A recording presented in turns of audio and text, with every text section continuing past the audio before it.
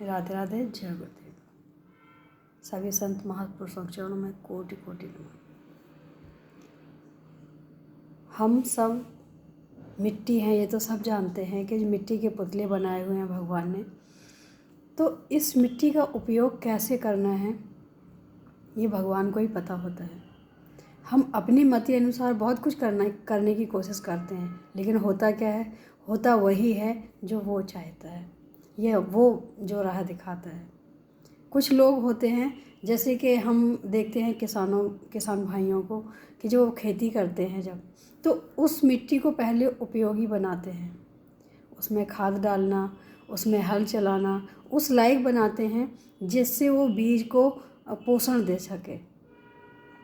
क्योंकि जब तक पोषण नहीं मिलेगा बीज को, तब तक उसमें बीज डालना व्यर्थ होता है। जैसे कहते हैं ना कि ये खेती बंजर है, ये ज़मीन बंजर है, तो वहाँ पे बीज कोई पनपता ही नहीं है। ऐसे ही हम लोगों के हृदय में भी जो भक्ति रूपी, प्रेम रूपी जो बीज होता है, उन्हीं के हृदय में पनपता है जिन्होंने कुछ कठिनाइयाँ या संघर्ष या कुछ ऐसा देखा हो। और भगवान जब भी संघर्ष करवाते हैं, इसका सीधा सा अर्थ यही होता है कि भगवान हमें उपयोगी बना रहे हैं, अपने लायक बना रहे हैं। तो कहीं ना कहीं हमें उस चीज़ को नहीं देखना चाहिए, हमें सिर्फ़ और सिर्फ ये समझना चाहिए कि भगवान हमें इतना मजबूत और इतना पक्का बना रहे हैं कि वो कुछ ना कुछ आकार हमें ज़रूर देने वाले हैं। पत्थर हो या मिट्टी हो, मिट्टी को भी पहले रौंदा जाता है, उसको उस लायक बनाया जाता है जिससे उसका कुछ आकार दे सके, चाहे वो घड़ा हो, चाहे कोई भी बर्तन हो, चाहे वो कोई भी मूर्ति हो। उससे एक एक कंकड़ चुना जाता है, उससे एक एक जो मिट्टी से अतिरिक्त होता है उसको हटाया जाता है।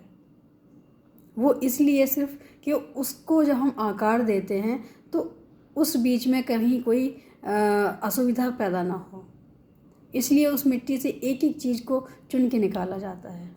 और जब उसका आकार बन के तैयार होता है, तब हमें पता चलता है कि ये कितना सॉफ्ट है, मिट्टी कितनी अच्छी है, क्योंकि उसको पहले इस लायक बनाया है, उसको चुना गया है, उसको रौंदा गया है, कितना पानी मिलाना है या कितना उसमें क्या मिलाना है या उसमें कैसे रंग भरने हैं, वो हर चीज़ मायने रखती है। हमारे भी जीवन में कहीं ना कहीं ये सारी चीज़ें घटती हैं, लेकिन कोई कोई ऐसे होते हैं जैसे बंजर खेती की तरह, उन्हें कोई फ़र्क ही नहीं पड़ता है कि क्या हुआ क्या नहीं हुआ, या वो जानने की कोशिश भी नहीं करते हैं कि जीवन में अगर ये आया है तो क्यों आया है। बस रोते ही रहते हैं कि किस्मत ख़राब है।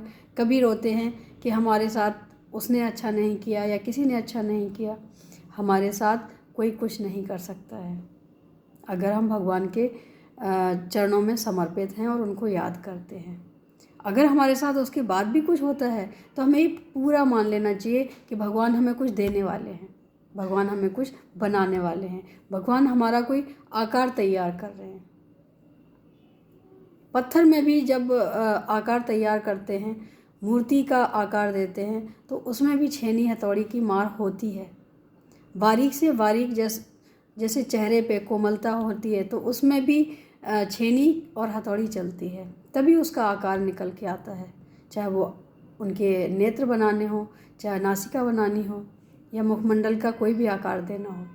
तो जीवन में जब भी हमारे दुख रूपी छेनी हथौड़ी चल रहे होते हैं, हम परेशान हो जाते हैं ये सोच के कि हमने ऐसा नहीं किया, हमारे साथ ऐसा क्यों हो रहा है। शायद हमें भगवान ने किसी ऐसे कार्य के लिए चुना है जो कोई और नहीं कर सकता है।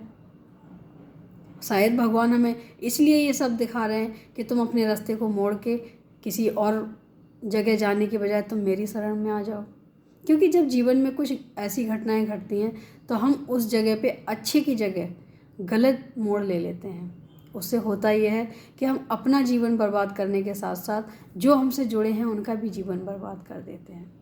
जीवन में अगर कठिन परिस्थिति आती है तब भी भगवान के साथ रहना चाहिए, और कोई खुशी भी आती है तब भी भगवान के साथ रहना चाहिए, क्योंकि भगवान से बड़ा कोई हितैषी है ही नहीं हमारा। भगवान हैं, गुरुवर हैं, साधु संत हैं, ये सब हमारे हितैषी हैं, लेकिन हमारी दुविधा ये है कि हम अच्छे लोगों से मिलना ही पसंद नहीं करते हैं। हम पसंद करते हैं, जाना कहाँ पसंद करते हैं? जो हमारे स्वभाव में है। अगर हम अच्छे हैं तो अच्छे लोगों के पास बैठेंगे, अगर हम अच्छे नहीं हैं, हमारा स्वभाव अच्छा नहीं है, विपरीत स्वभाव है, हम उन्हीं के साथ बैठना पसंद करेंगे।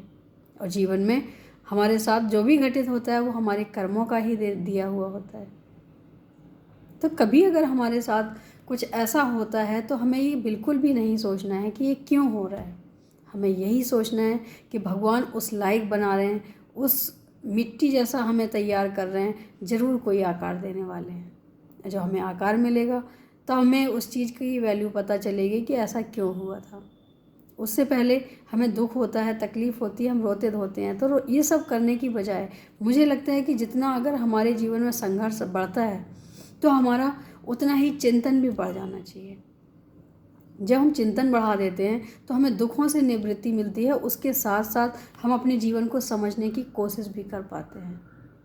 हम उसमें उलझे रहे हैं अगर, तो ना हम अपने आप को समझ सकते हैं, ना ही हमें कोई रास्ता मिलता है। अगर रास्ता ढूंढना है तो अपने आप को थोड़ा सा बदलने की आवश्यकता है और सोच भी बदलने की आवश्यकता है, क्योंकि जैसा हम सोचते हैं वैसा हम करते भी हैं। जीवन में अच्छा सोचो या बुरा सोचो, कर्म हमारे सोच के मुताबिक ही चलते हैं। जैसी हमारी सोच होती है कर्म हमारे अपने आप वैसे होने लग जाते हैं। तो मुझे लगता है कि जीवन में सोचना हमारे लिए बहुत महत्वपूर्ण है कि हमें करना क्या है और हमें क्यों करना है। अगर ये दो चीज़ें हम समझ जाएंगे तो मुझे नहीं लगता कि हम कभी गलत चलेंगे या गलत सोचेंगे भी, क्योंकि क्यों अगर जुड़ जाता है तो उसमें ये भी तो निकल के आता है कि इसका परिणाम क्या होगा। जब हमें परिणाम पता चल जाएगा तो हम गलत कार्य कैसे कर सकते हैं।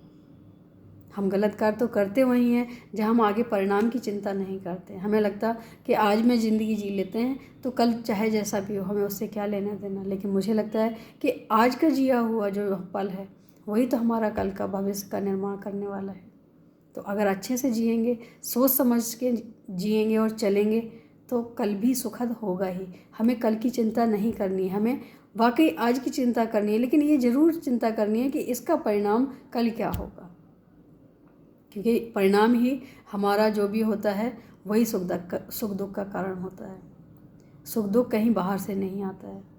तो कभी भी अगर कुछ ऐसी घटना घटती है जीवन में, कई बार हमारे पास भी ऐसे फ़ोन आ जाते हैं कि हमें जीवन में ये परेशानी है, तो मुझे तो सिर्फ एक ही चीज़ जो हमने खुद अपनाई है जीवन में, हम सबको वही सलाह देंगे कि जीवन में जितनी भी परिस्थितियाँ आती हैं, कठिन से कठिन परिस्थितियाँ आती हैं, उतना ही भगवान पे विश्वास बढ़ा लो, उतना ही भगवान का सिमरन बढ़ा लो।